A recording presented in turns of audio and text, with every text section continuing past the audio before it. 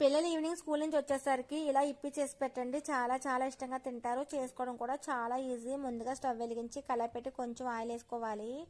Oil వేడెక్కిన తర్వాత సన్నగా తురుముకున్న ఉల్లిపాయ ముక్కలు, పచ్చిమిరపకాయ ముక్కలు వేసుకొని దోరగా ఏగనివ్వాలి. ఇలా వేగిన తర్వాత టమాటాలు, క్యాబేజీ, క్యాప్సికం, క్యారెట్ కూడా ముక్కలు వేసేసుకొని ఒకసారి బాగా కలిపేసుకొని ఇందులోనే రుచికి సరిపడా సాల్ట్ కూడా వేసుకొని 2-3 నిమిషాల పాటు ఏగనివ్వాలండి. ఇలా వేగిన తర్వాతను ఒక స్పూన్ కారం కూడా వేసుకొని బాగా కలిపేసుకొని ఇప్పి ప్యాకెట్లోని మసాలా ప్యాకెట్లు ఉంటాయండి. నేను 4 ప్యాకెట్లు వేస్తున్నాను. మా పిల్లలిద్దరికీ చేస్తున్నాను అనమాట.